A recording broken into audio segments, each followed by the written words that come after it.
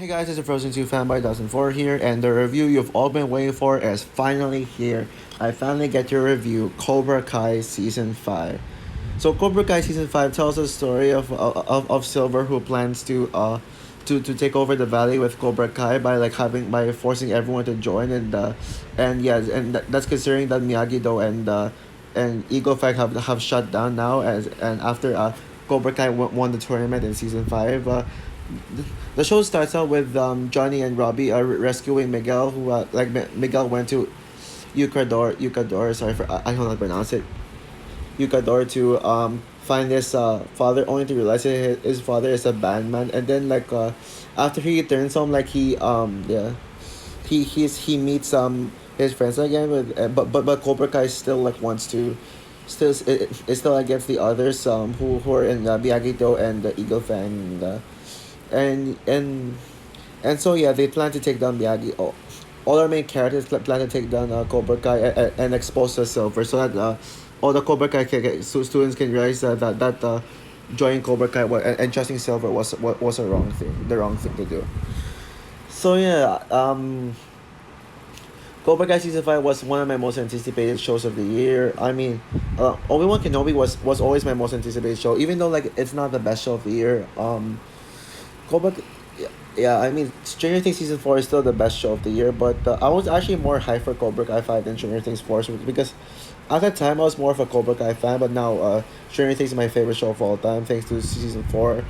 But yeah, Cobra Kai season 5 I literally watched it the whole day. I literally couldn't sleep, so I just decided to finish the entire thing and I finished it at midnight, and then that's when I went to sleep, and I still got a pretty decent sleep, I will admit. But yeah, after seeing Cobra Kai season 5 for myself, yeah, you probably saw the title, and I'm gonna say it right now. Cobra Kai season 5 is the best season of the show, period. And it's there's no competition. No other Stranger Things seasons have come close to this amazing season. Saying this lived up to the hype is an understatement. This absolutely blew my expectations out of the water. This season was just incredible. It was so good. It was perfect. I literally wouldn't change a single thing about this season. So yeah, let's talk about this season. First let's talk about the plot. I know, yeah. The plot, I know it's mostly about them planning to take down Silver, but I really love that this story has so much conflict, so much battles against them and Silver. It's just so much fun to see them battling out. And yes, Silver and I'll get that later. But yeah, let's talk about the story first. I think my favorite storyline, like, there's the Silver storyline, but I think my favorite storyline in the series has to be the one with Miguel trying to find his father in Eucador. I really like that idea of Miguel doing that. It's a really different approach to the story. It's something that we've never seen. It gives that growth to Miguel. Yeah, it's really sad that Miguel has I mean, no, not really sad. I mean, we knew that Miguel was gonna find out that his father was a bad man, but I think that that's a really good plot line. Trying to develop Miguel and trying to learn the truth about his past and stuff. Since he wouldn't believe his mother before. And yeah, episode 2 was probably was very emotional. Seriously, I cried when Johnny found Miguel, and then they both and they both reunited. Man, that was so emotional. And yeah, and then after that subplot, I think it still maintains the same quality. Yeah. Most of the season is this season is actually front and center is Daniel LaRusso, which I actually prefer Daniel over John. I've always preferred Daniel LaRusso over John Cruz, to be honest. Well, but yeah, Daniel LaRusso is the main character of the season. He really has such a grudge against Terry since Terry did something to his family, which honestly I didn't really get what Terry Silver what was doing he was doing to Daniel LaRusso that made the Daniel LaRusso mad. But I'm gonna rewatch this series next week on my phone when I'm at school or before. I'm gonna rewatch this soon, but yeah, there's actually some plot points I kind of don't understand. I want to like look back at, and yeah, Daniel Larusso, yeah, was the main character, and a lot of people said that he was going to be like a lot of people predicted that Daniel Larusso was going to be like become a very dark character, like he was going to be like like he was going to show like no mercy and attack straight up attack Silver, and they were right. Yeah, Daniel Russo was such a dark character. He really yeah, I mean we knew that Daniel like had something inside that he didn't let go of. Like he still had anger inside, but yeah, but now like he releases anger on Silver, and this cost him to like divorce his own wife for like an episode of the show, and divorced them. But of course, well, they eventually still got back together. And yes, this is a very dark season. This is like literally Empire Strikes Back level dark. Like this show was already dark with season 3, but season 5 this show hasn't gotten darker than this. Yeah, it's very action packed as well.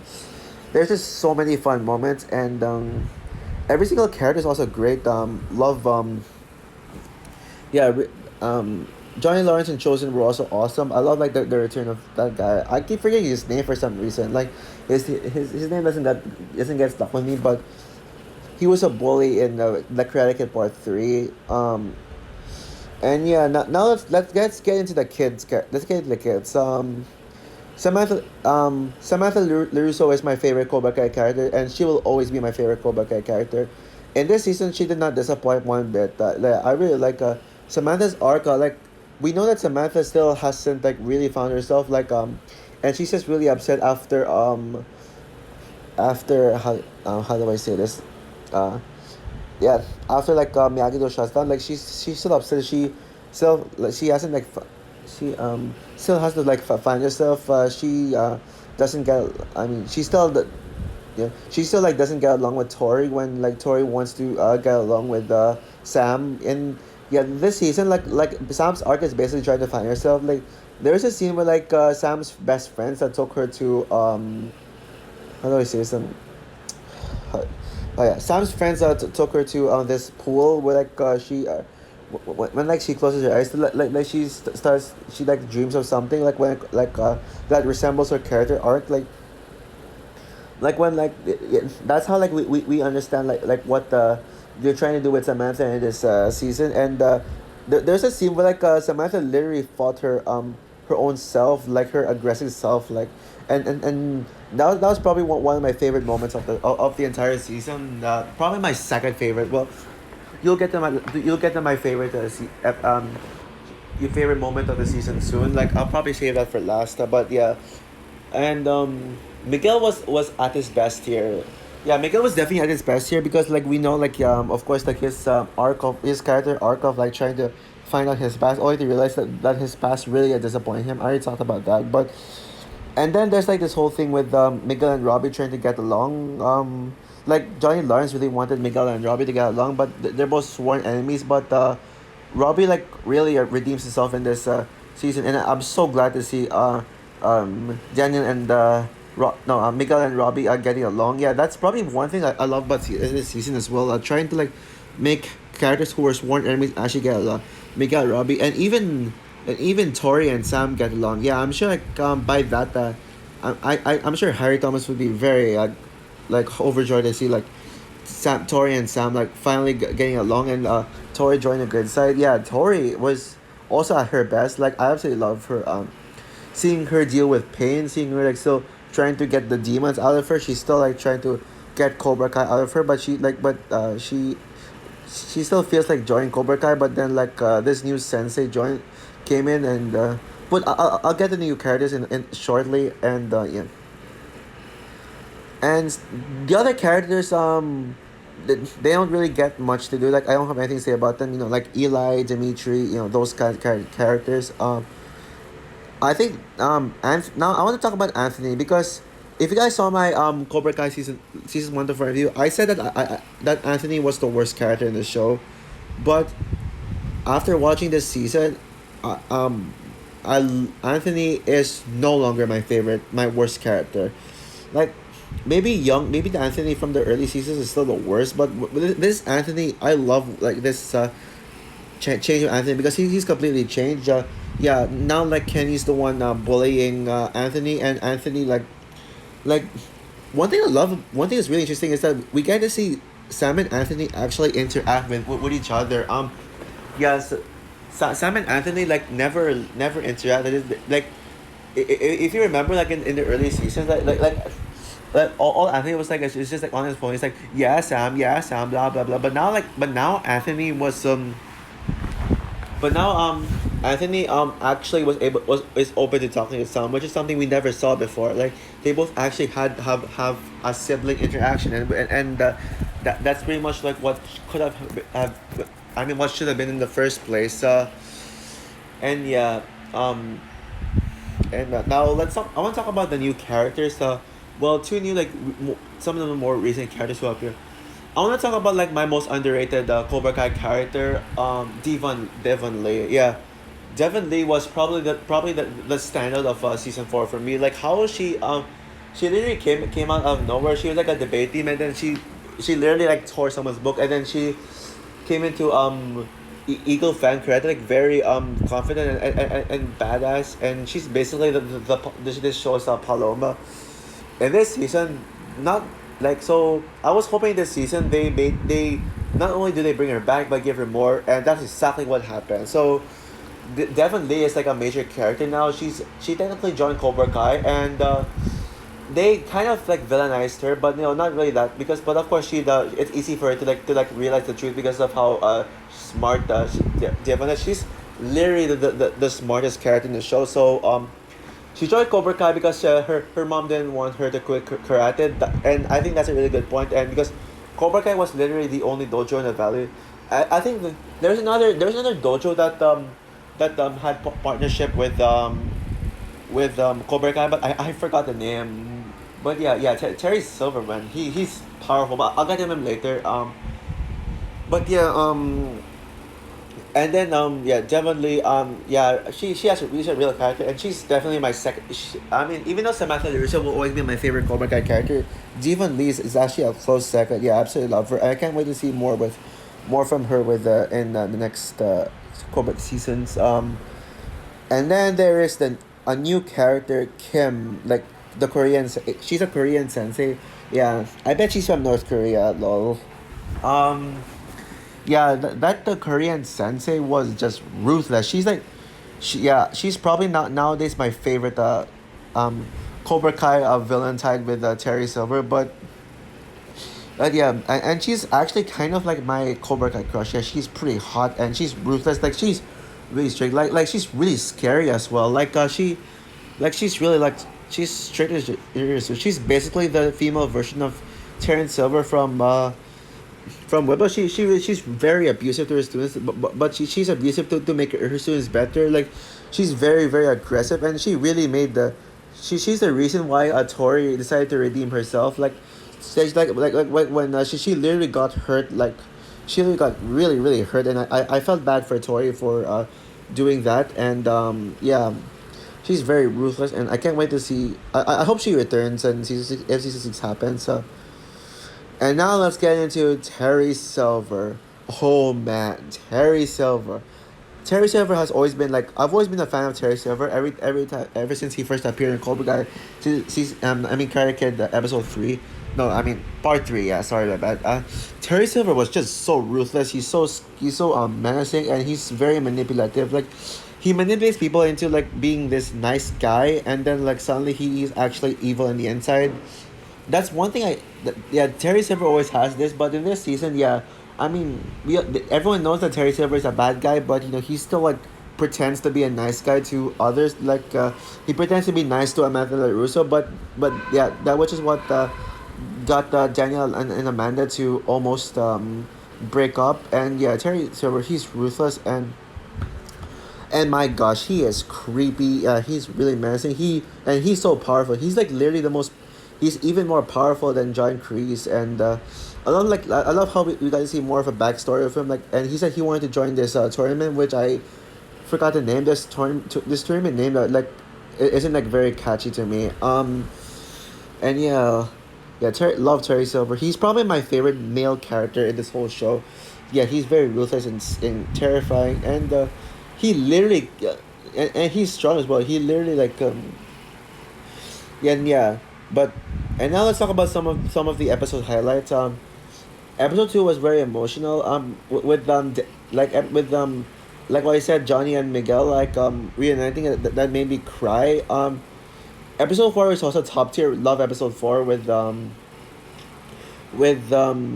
water park scene. The water park scene is also another highlight because that the water park sequence is so much fun. I love how like certain characters like really want to stop fight, but then like Cobra Kai and the Miyagi Do slash Eagle Fang also like also has how do I say this I mean they still have a grudge against each other, but they decide to play fair, do like a fair kind of competition until like Cobra Kai like cheated and stuff. Yeah, and that Miguel versus Robbie fight was just kick ass. Yeah, there's just so much so much there's so much action here. Daniel and Terry Silver like fought had a like one-on-one hand combat twice. The first time was like basically like it's basically like the condo fight of condo fight of Cobra Kai, like the condo fight from Spider-Man No Way Home. Yeah, yeah, it was like that level brutal. It's so brutal. In fact, yeah, this show is very brutal as well. Yeah, Daniel versus Terry Silver. The first time was in Terry's house, which is so brutal. Yeah, it was just awesome. And seeing like Daniel Russo actually lose. Yeah, that was like such a risk. Like that was such a big turn when that made Daniel Russo quit karate. But until like he was a like he had an arc. He had to like go through an arc to in one episode to make him like return to karate.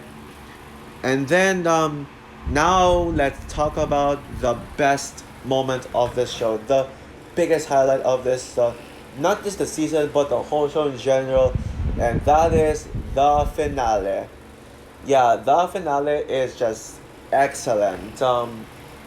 Yeah, the finale is just when you thought just when you thought things couldn't be bigger than the Cobra Kai season 2 finale. Well, you're wrong, because this finale is just epic, epic, epic, epic, like super epic. It will make you cheer, it will make you maybe cry, I don't know, and it will like make you like put you on the edge of the seat and give you goosebumps. Yeah, seriously, the action in this is even bigger than ever. Like seriously, I mean, this Cobra Kai has so much members. Like it's Cobra Kai. It's like an army of zombies, except like living zombies. Like now, like trying to attack Cobra, like Miyagi Do and Eagle Fang. Like since like they're so outnumbered by Cobra Kai. I mean, that raises the stakes even higher. Like it gives more brutal action and yeah and yeah, the episode is just so good. I want to watch the episode like I'm on repeat viewing. Like it's just that good. And then we get to probably my favorite scene in this entire show, Daniel LaRusso versus Terry Silver, like the final fight, the final fight. Yeah, that is just so like wow, like Daniel LaRusso was just, I love how confident Daniel LaRusso was, and like they get like such a back pass fight. Yeah, Daniel LaRusso was like I said, he's the main character. He became like very aggressive this time around, and like he was really ruthless to Terry Silver, even though Terry Silver tried to attack. Yeah, Daniel LaRusso like absolutely it showed that Daniel LaRusso is actually stronger. This is objectively stronger than Terry Silver, which was just excellent. And yeah, the ending was really good. But there was actually a cliffhanger with John Kreese. Yeah, I forgot to mention about I forgot to talk about John Kreese. Like this is also John Kreese at his best. Like sure, he may be in prison for the most time, but he really wanted to redeem himself. Like we thought, like I love how this show made us think that John Kreese was gonna redeem himself, but nope, he's still a bad guy, and he escaped. He he escapes from, oh god, it's raining. Okay, where's I yeah, John Kreese escapes from prison, and he's still out there, and there's gonna be season 6. Yeah, I'm sure there's gonna be season 6. Reason why is because of like John Kreese. I'm sure John Kreese is gonna do something to bring Cobra Kai back, and then like he's going to and there's still a tournament they need to do, but yeah. Um, so overall, Cobra Kai season 5 is the best season yet, and no competition. Yeah, this may be a true Cobra Kai fanboy, and this really solidified my love for this show.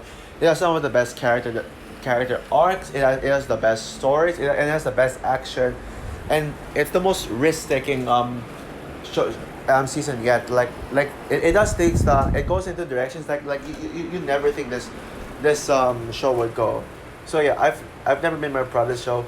Is this as good as Stranger Things season 4? Well, it's very close to Stranger Things season 4. Stranger Things season 4 is still my favorite show of the year. Nothing will top it, but Cobra Kai season 5 is a close second. Yeah, love this so much. Please go watch it as soon as possible after reading this review. Like, seriously, I really don't get the criticism for this. Like, some people have criticism, but I don't want to talk about that. But yeah, this is a perfect season. I wouldn't change anything about it. It's just so perfect. I can't wait to watch this again. And for that alone, I'm gonna give Cobra Kai season 5, of course, and I mean of course, a 10 out of 10. So it's my review of Cobra Kai season 5. Oh god, it's raining. So yeah, what's your opinion on Cobra Kai season 5? Do you agree with me that who agrees with me that Cobra Kai season 5 is the best season yet?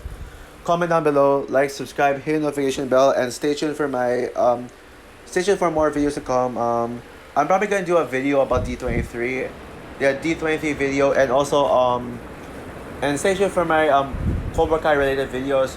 Cobra Kai season ranking and my top 10 favorite Cobra Kai characters are coming. So yeah, bye guys.